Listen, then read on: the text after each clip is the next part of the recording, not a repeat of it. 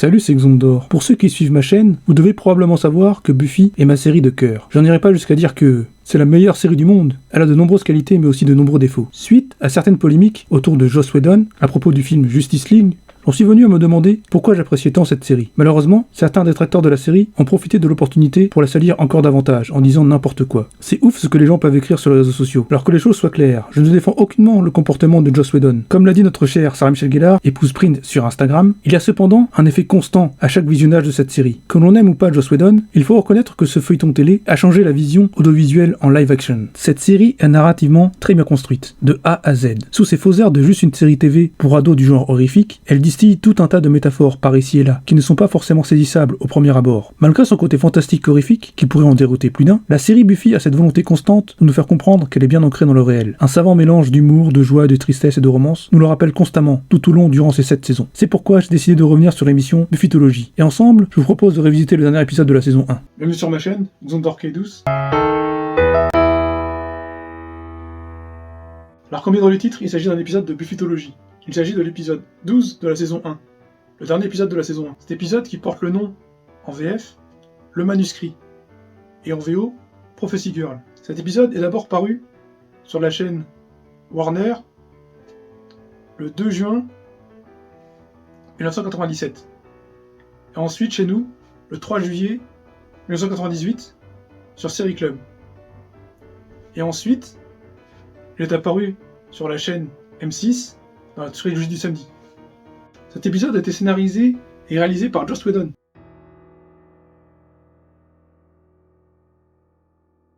Il s'agit de l'épisode 12 de la première saison. Après l'habituel l'épisode s'ouvre sur Alex et Willow, au bronze. Alex, s'entraînant verbalement par l'intermédiaire de Willow, a proposé à une Buffy absente de sortir avec lui au bal. Après des essais plus que désastreux, Alex demande à Willow ce que fait Buffy d'ailleurs. Willow lui répond, ce qu'elle fait habituellement. Transition.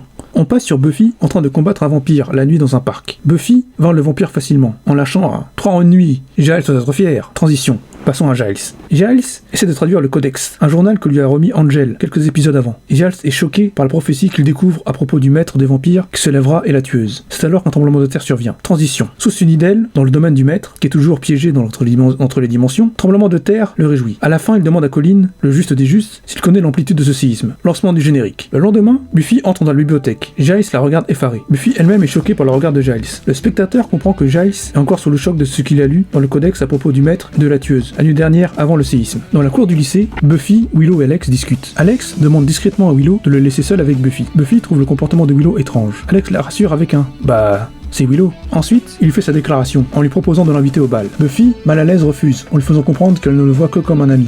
Alex le prend mal, en reprochant à Buffy que c'est parce qu'il n'est pas Angel. Transition. Jenny Calendar surprend Giles à la bibliothèque et tous les deux discutent à propos des derniers événements surnaturels survenus depuis cette nuit, en plus du tremblement de terre. Jenny se propose pour aider Giles dans ses recherches. Jenny apprend à Giles que le juste des justes pourrait avoir survécu. Dans le lycée, Cordelia et son petit copain du moment discutent des préparatifs du bal. Cordelia interrompt Willow pour lui proposer de les aider avec la sono. Willow accepte, mais coupe la discussion en se dirigeant vers Alex. Celui-ci lance une balle contre un mur de classe, l'air sinistre. Willow lui demande comment s'est passé son entretien avec Buffy. Alex lui explique tout, et ne voulant pas perdre la face, il demande à Willow de venir avec lui quand même. Willow refuse, car sachant qu'il souhaitait y aller avec Buffy, Alex se résout à rester chez lui pour écouter de la musique country. Le soir venu, dans le vestiaire du lycée, Buffy découvre du sang en tirant l'eau du robinet. Alors qu'elle s'apprête à en informer Giles, elle surprend furtivement une discussion entre Angel et Giles. Giles explique à Angel que la prophétie du Codex prédit que le maître se lèvera et la tueuse mourra. Sous le choc de la révélation, et sans doute de la nervosité, Buffy éclate de rire, surprenant à son tour Angel et Giles, qui ne l'avaient pas vu. On découvre que ce rire n'était qu'une façade. Buffy, en sanglots, est terrorisée par le fait de devoir mourir. Après avoir laissé éclater sa fureur,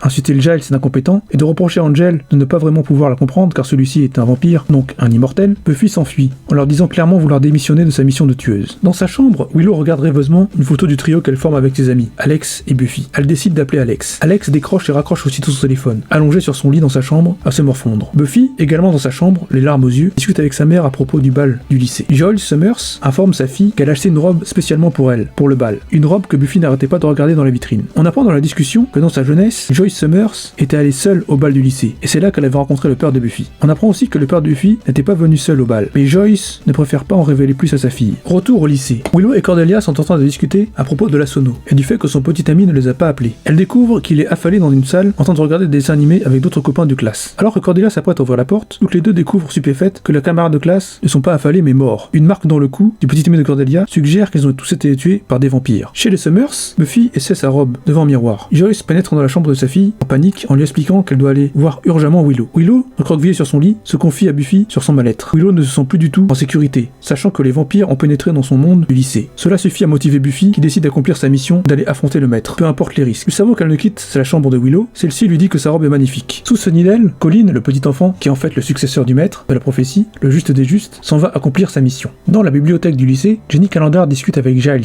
des derniers événements. Tous les deux découvrent la vérité à propos du juste des justes de la prophétie. Buffy ne l'avait pas tué dans l'épisode Un rendez-vous manqué, car il s'agissait en fait d'un enfant. Alors que Giles se prépare à aller affronter lui-même le maître, Buffy l'interrompt. Elle refuse de le laisser aller car c'est elle l'élu. Pour ce faire, elle assénit un coup de poing à Giles qui la somme sur le cou. Jenny Calendar stupéfaite en reste bouche bée. Buffy prépare une arbalète et s'en va affronter son destin. Dehors, Buffy rencontre Colin, le petit garçon qui lui demande de l'aide. Buffy lui fait comprendre qu'elle sait qui il est réellement et elle lui dit qu'elle le suivra. Dans la bibliothèque, Alex est furieux d'apprendre pour la prophétie et pour Buffy qui est partie affronter le maître seul. Giles et Willow essaient de lui dire de se calmer. Jenny Calendar intervient sur la surprise de Willow et Alex, qui découvrent qu'elle fait partie du club. Alex décide d'aller chercher Buffy de son côté. Arbalète en main, Buffy pénètre dans l'antre du maître, qui se trouve dans les décombres d'une église située juste en dessous du lycée. Alex, de son côté, va demander de l'aide à Angel pour retrouver le maître. Si d'abord Angel refuse, Alex le menace avec une croix et lui fait comprendre qu'il n'apprécie pas beaucoup, mais que Buffy l'aime bien. Alors, il lui demande de lui prouver qu'elle n'a pas tort. Angel comprend qu'Alex est également amoureux de Buffy, ce qu'Alex lui répond « Et pas toi ?» Dans la bibliothèque, Jenny Calendar, Giles et Willow tentent de regrouper les indices pour deviner où se trouve la bouche de l'enfer exactement, car quand le maître sera libre, celle-ci s'ouvrira. Buffy tente de pourchasser le maître dans son repère. Cela ressemble au départ à une partie de cache-cache, lorsque Buffy se rend compte que le maître n'est pas un vampire ordinaire. Plus rapide que la moyenne, celui-ci arrive à arrêter une flèche en plein vol et disparaît aussitôt. Pendant ce temps, Alex et Angel cherchent le repère du maître dans les égouts. Alex soupçonne Angel d'avoir regardé ses veines dans son cou. Dans la bibliothèque du lycée, Giles, Jenny et Willow concluent que la bouche de l'enfer doit se trouver au bronze. Willow et Jenny décident d'aller au bronze pour prévenir tout le monde. Alors qu'elles sont sur le parking, elles se rendent compte qu'elles sont encerclées par des vampires. Dans le repère du maître, Buffy cherche le vampire. Celui-ci apparaît juste derrière elle. D'un simple geste, il barrait l'arbalète des mains de Buffy. Buffy tente de fuir, mais le maître possède également un pouvoir hypnotique de persuasion qui la paralyse sur place. Le maître s'approche d'elle et lui fait comprendre que c'est la fin. Il lui fait également comprendre l'ironie de la situation. Les prophéties sont énigmatiques. C'est à Buffy seule que le maître doit sa liberté. Si elle n'était pas venue, jamais elle n'aurait pu être libre. Les larmes aux yeux, le corps paralysé, Buffy réalise son erreur, avant que le maître ne la morde dans le cou et boive une gorgée de sang. Après avoir goûté au sang mystique de la tueuse et s'exclamer de toute sa puissance, le maître des vampires pousse le corps encore faible de Buffy dans une flaque d'eau, ce qui a pour effet de la noyer lentement. Le maître lui dit également que sa robe est magnifique. Ayant goûté au sang mystique, cela lui donne la force nécessaire pour briser la barrière interdimensionnelle qui le retenait prisonnier depuis plus de 60 ans sous terre. Angel et Alex arrivent trop tard. Ils découvrent le corps de Buffy, inerte, sans vie, dans l'eau. Alex dit à Angel de la ranimer avec un bouche à bouche. Angel propose à contre-cœur à Alex de le faire car étant un vampire, il n'a pas de souffle. Alex s'exécute et Buffy se réanime. Se sentant soudain plus forte, elle est prête à affronter le maître pour un second round. Sur le parking du lycée, Jenny Calendar et Willow sont sauvés in extremis d'embuscade de vampires par Cordelia et sa voiture. Ah, tu croyais avoir tout vu avec Dominic Toretto dans la saga Fast and Furious? Mais t'es pas prêt, mon gars. Tu connais pas Cordelia Chase. Who's your friend, Angel? I'm Cordelia Chase. Plus forte que Vin Diesel. Plus forte que Dwayne Johnson. Qu'est-ce qu'on peut faire pour retourner à la bibliothèque? C'est parti. Oh, c'était du non. Harmonie, ferme-la. Tu sais ce que tu es, Harmonie. Tu es un mouton. Comment ça, un mouton? Tu es un mouton. C'est Buffy qui est en second et c'est moi la reine. Si tu m'énerves, tu sais ce que je suis capable de te faire.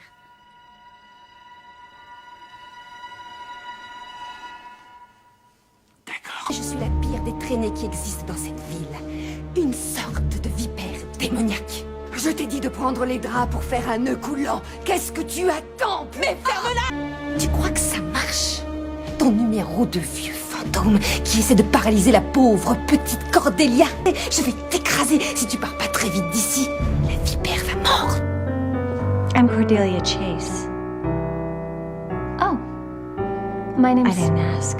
Toutes les trois décident de se rendre à la bibliothèque du lycée en voiture. Alors que Giles, Willow, Jenny et Cordelia se sont barricadés dans la bibliothèque, Angel, Buffy et Alex arrivent au lycée. Buffy décide d'aller affronter le maître sur le toit du lycée, surplombant la bibliothèque. On comprend alors que la bouche de l'enfer se trouve dans le sol de la bibliothèque, lorsqu'un hydre apparaît. Le maître savoure sa victoire en regardant l'hydre démoniaque par la verrière surplombant la bibliothèque du lycée. Il est interrompu par Buffy. À l'étage en dessous, Giles, Jenny, Willow et Cordelia sont rejoints par Angel et Alex, qui luttent contre les vampires, mais aussi l'hydre de la bouche de l'enfer, soudainement apparu par la bibliothèque. Lors de cette lutte, un morceau du bureau est cassé, C'est un petit détail qui aura son importance plus tard. portant son extrémité vers la verrière. Au-dessus, Buffy affronte le maître pour un second round. Le maître pense avoir l'avantage alors qu'il se rend compte que Buffy se joue de lui. Le pouvoir hypnotique ne marche plus sur elle. Le maître arrive tout de même à saisir Buffy à la gorge d'une seule main. Il lui demande si elle réglera encore qu'on apportera l'enfer sur Terre. Buffy le saisit à son tour à la gorge en leur répliquant que si l'enfer le branche autant, il n'a qu'à y retourner. Sur ces mots, elle effectue une prise de judo et envoie le maître par-dessus la verrière, surplombant la bibliothèque. Le maître traverse la verrière et atterrit en s'embrochant sur le morceau du bureau cassé. Contrairement aux autres vampires, le maître ne se fait pas désintégrer complètement. Seule sa chair s'évapore ou une poussière comme un soupir, laissant un squelette intact. Le maître étant mort, l'hydre retourne en enfer. Buffy rejoint ses amis dans la bibliothèque. Après avoir savouré leur victoire, ils décident tous d'aller au bronze. Sur le chemin, Angel dit à Buffy que sa robe est magnifique. Buffy lui répond que oui, évidemment, elle a eu beaucoup de succès. Fin de l'épisode.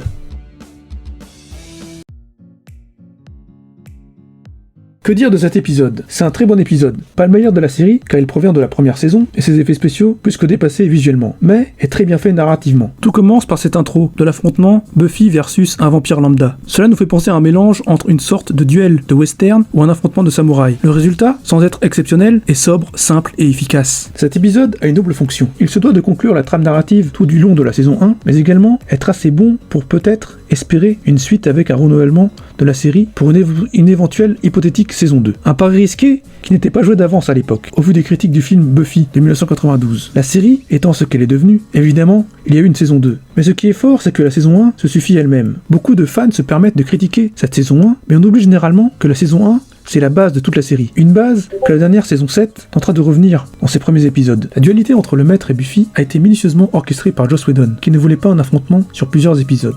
Il y a bien eu l'épisode Billy, qui permet d'incarner les peurs des héros, dont Buffy, qui affronte une manifestation du maître, celui-ci l'enterre vivante. Mais, lorsque Billy se réveille, le monde revient à la normale. Joss Whedon a fait en sorte de garder la véritable affrontement entre Buffy et le maître pour le dernier épisode. Un affrontement qui prend tout son sens quand on regarde la saison 1, épisode par épisode. Tout commence par les cauchemars de Buffy dans l'épisode 1. Joss Whedon nous a révélé que le maître s'appelait Henry Joseph Nest. Il s'agit d'un très vieux vampire de plus de 900 ans. Dans la série Angel, on apprend qu'il a engendré Darla, qui elle-même a ensuite engendré Angelus. Angelus engendrera Drusilla, Drusilla engendrera Spike. Voilà, c'était la petite anecdote vampirique généalogique. Pour revenir au maître, on remarque dans cette conclusion de saison que celui-ci n'est pas un vampire ordinaire. Son apparence, constamment vampirique, son crâne chauve, ses yeux rouges, ses oreilles en pointe, ses doigts crochus, tels des cerfs démoniaques, ont été fortement influencés par les vampires du film Nosferatu. En dehors de cet aspect effrayant, il possède également des pouvoirs hypnotiques. Il peut également, par sa simple présence, invoquer des démons tels que l'hydre de la bouche de l'enfer. Le maître est également assez puissant pour ne pas être désintégré complètement en laissant son squelette derrière lui. Aucun vampire de la série, à ma connaissance, n'a été capable de cet tel exploit, y compris le vampire Kakistos, qui finit désintégré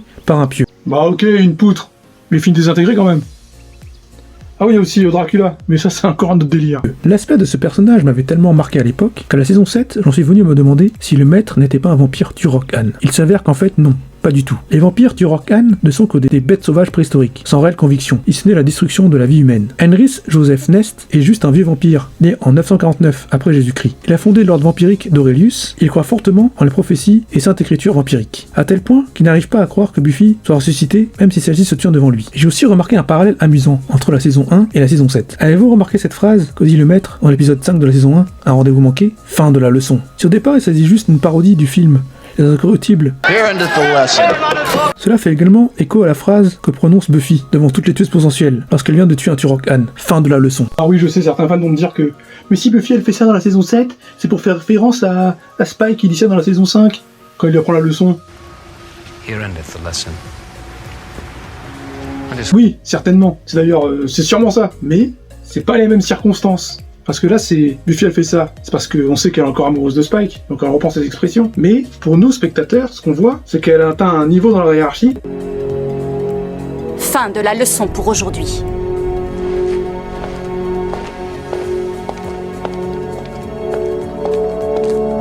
Elle peut se permettre de dire ça à toutes les tueuses potentielles. Exactement comme le maître quand il parle.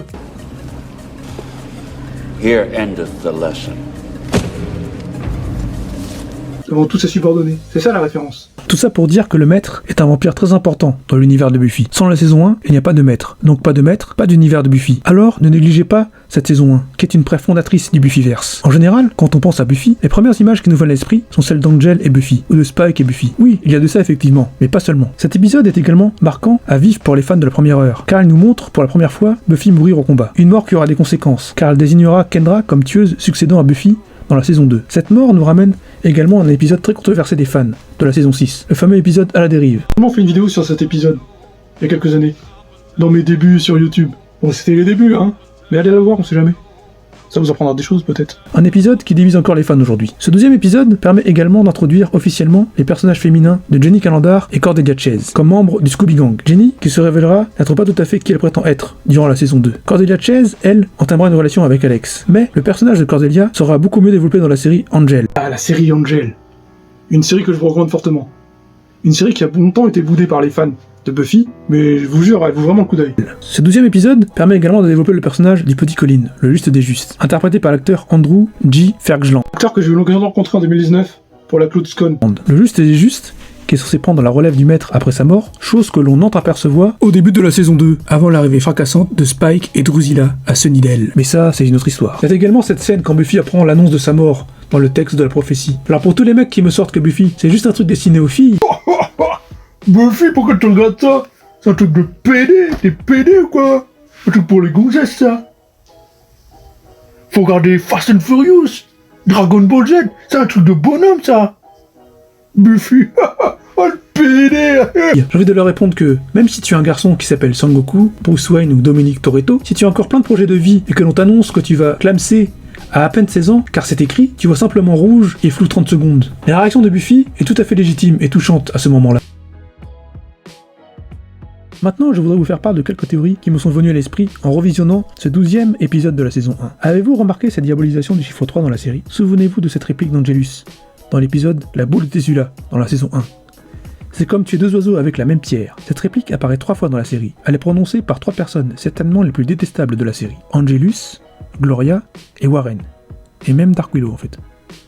Maintenant, je vous propose d'analyser cette phrase, sous un autre angle. Bon, je vais d'abord vous remettre dans le contexte. Dans l'épisode 12 de la saison 1, seulement 3 personnes félicitent Buffy pour sa robe de bal. Willow, le maître et Angel. Vous ne saisissez toujours pas? Ok, je comprends. Ce n'est pas facile à déchiffrer au premier abord, et cela ne reste qu'une théorie. Mais analysons ces 3 personnages. Willow deviendra Dark Willow dans la saison 6. Angel deviendra Angelus dans la saison 2. Le maître est et reste maléfique. Donc au final, les 3 personnages qui ont félicité Buffy pour sa robe sont ou deviendront maléfiques par la suite. Et j'ai envie d'aller encore plus loin, en disant que le maître est la pierre qui a sué le destin des 2 oiseaux que sont Angel et Willow, juste en félicitant également Buffy pour sa robe, avant de la laisser se noyer. Joss Whedon avait-il prévu tout ça dès le départ? Ça m'étonnerait beaucoup, mais sait-on jamais. Tout ça ne reste qu'une théorie hypothétique évidemment, mais cela lance des débuts de réflexion intéressants, n'est-ce pas? Dites-moi ce que vous en pensez dans les commentaires. Avant de regarder la suite de cette vidéo, je souhaiterais vous demander de faire preuve de la plus grande largesse d'esprit possible. Joyce Summers informe sa fille qu'elle a acheté une robe spécialement pour elle, pour le bal. Une robe que Buffy n'arrêtait pas de regarder dans la vitrine. On apprend dans la discussion que dans sa jeunesse, Joyce Summers était allée seule au bal du lycée, et c'est là qu'elle avait rencontré le père de Buffy. On apprend aussi que le père de Buffy n'était pas venu seul au bal, mais Joyce ne préfère pas en révéler plus à sa fille. Tout d'abord, cela nous apprend que par le passé, dans ses jeunes années, Hank Summers avait probablement eu une relation avec une autre fille que Joyce. Une autre fille que Hank a probablement dû quitter lors du bal de promo pour finir la soirée avec Joyce. Cela n'est pas directement dit, mais c'est ce que Joyce essaie de nous faire comprendre en 3 lignes de dialogue. Maintenant, je voudrais revenir sur Hank Summers. Que sait-on exactement sur ce personnage? Il est joué par l'acteur Dean Butler, il est apparu 4 fois en tout dans la série. Ce personnage est moins présent dans la vie de Buffy ou Dawn que ne l'a été Joyce Summers. Il s'agit donc d'un personnage absent dont au final on ne sait pas grand chose, hormis qu'il était le géniteur de Buffy et qu'il a divorcé avec sa femme Joyce quand Buffy est devenue la tueuse. Maintenant, je vous demande de tenir compte uniquement de ce que nous dit la série et d'oublier complètement la suite en comics, et surtout d'avoir une ouverture d'esprit le plus large possible. Accrochez-vous bien, vous n'êtes pas prêts. C'est parti. Et si Buffy avait une demi-sœur? Qui serait cette demi-sœur? Face, la tueuse de vampires apparue dans la saison 3. Oui, je sais, cela contredit totalement le fait que Face s'appelle en réalité Face Lehan. Oui, je sais, son père s'appelle Pat Lehan. Donc Face s'appelle également Face Lehan. Cette info était disponible dans la suite de la série en comics, qui était réalisée par Joss Whedon. Mais si on se base uniquement sur la série de la saison 3... Que sait-on de Face exactement? On sait déjà qu'elle a menti sur le fait que son observatrice est morte tuée par le vampire Kakistos. On sait aussi qu'elle a eu une enfance difficile. Sa mère étant décédée, elle était livrée à elle-même. On apprend également qu'elle a eu un manque évident de figure paternelle pour la guider, ce qui contraste évidemment avec Buffy, qui elle a eu Giles. Maintenant, je vous demande d'être attentif avec ce que je vais vous dire. Que sait-on du père du Face, exactement? Dans la série uniquement. On ne sait strictement rien du tout. C'est le vide total d'informations. Quand on sait que Face n'est pas stable mentalement, le peu d'informations est à prendre au 25e degré avec elle. On a du mal à distinguer ce qui est vrai ou faux dans ses propos. Face ira même jusqu'à se trouver un père de substitution avec le maire de Sunnydale, Richard Wilkins III, nous prouvant qu'elle a eu un manque évident de figure paternelle dans sa vie. Évidemment, je sais pertinemment que Joss Whedon n'avait pas écrit le personnage de Face dans le sens de la révélation de ma théorie que je m'apprête à vous dévoiler. C'est pourquoi je demande votre indulgence et d'écouter une théorie de fan qui est passionnée par cette série. C'est pas facile pour certains, je sais. Et si Hank Summers, dont on ne sait presque rien, avait été le géniteur de Face? Et j'ai envie d'aller encore plus loin. Et si la mère de Face avait été la fameuse ex-petite amie de Hank Summers lors du bal de lycée? Cette même petite amie que Hank a lâchement abandonnée pour Joyce. La pauvre Face devait constamment vivre dans la rancune d'un père absent. Je sais personnellement que cela va à l'encontre de certains puristes de la série, et je m'en fous complètement. Au départ, le personnage de Face devait être qu'un double maléfique de Buffy, une version de Buffy sans son sens moral. Et c'est certainement juste comme cela que Joss Whedon, les différents scénaristes, ont écrit le personnage, un peu à l'image de Spider-Man et Venom. Mais il se trouve que Face déteste Buffy bien au-delà de ce qui est concevable. Et si cette haine était bien plus profondément enfouie? Je vous demande pas de valider ma théorie, car elle est certainement complètement fausse. Je vous demanderai juste de faire l'effort de revoir la série avec ce point de vue en tête. Si on se base sur des faits réels de notre monde, il existe plein de familles recomposées avec 2 ou 3 demi-frères et sœurs. Parfois, ces familles sont unies, mais parfois non, pas du tout. Il arrive parfois, lors d'un décès d'un parent, qu'un demi-frère ou demi-sœur change subtilement de comportement, juste pour une histoire d'héritage. Je parle par expérience évidemment. Mais le plus important à retenir de cet épisode est bien sûr l'accomplissement de la prophétie, sous différents angles selon le point de vue des différents personnages, et aussi le parcours de cette héroïne atypique. Que l'on aime ou pas Joss Whedon, il faut lui reconnaître qu'il a su capter l'attention des spectateurs avec cette série. Ce faisant, Joss Whedon a rendu instantanément culte son personnage de Buffy Summers pour les futures générations. Je retrouve du Buffy dans la série Supergirl de la CW. Je retrouve du Buffy dans la série Shadowhunter. Enfin, il y a beaucoup d'exemples, et je ne vais pas tous les énumérer ici. Buffy a inspiré de nombreuses héroïnes de fiction, qui a elle-même été inspirée certainement par d'autres héroïnes. Je n'irai pas jusqu'à dire que Buffy est une ode au féminisme, mais elle y contribue malgré elle. Le personnage de Buffy a changé la donne, en montrant non une jolie blonde qui se fait poursuivre par des monstres, mais en devenant la jolie blonde que les monstres craignent. Et que les choses soient claires, quand je dis une jolie fille blonde, cela pourrait très bien être une brune, une rousse, une asiatique, une afro-américaine, une arabe, une latina, une native amérindienne. La couleur des cheveux, ou de peau, ou d'ethnie, ne change absolument pas le propos du message de la série. Si l'actrice Sarah Michelle Gellar a dû se teindre les cheveux en blond, c'est uniquement parce que les blondes étaient plus parlants à l'époque, vers la fin des années 90, début 2000. L'exemple le plus concret de cette époque est la chanteuse colombienne Shakira, qui a dû se teindre les cheveux en blonde pour rivaliser avec Britney Spears ou Christina Aguilera, ou même Avril Lavigne, de la même époque. Voilà, cette vidéo est à présent terminée. Je vous invite fortement à regarder la saison 1 de Buffy contre les vampires, disponible en DVD, mais également sur la chaîne Disney+. Oui, je viens de faire la pub pour Disney, là. Moi, le militant Star Wars anti-canon, protecteur de l'univers de Legend, je viens de faire la pub pour Disney. Qu'est-ce que je viens de faire, là? Alors, n'oublie pas d'aller faire un petit tour sur ma page Facebook, les vidéos de Xondor, il y aura un lien en description, mais également sur ma page Instagram, il y aura un lien en description également. Et voilà, c'est tout pour aujourd'hui. Bon, salut!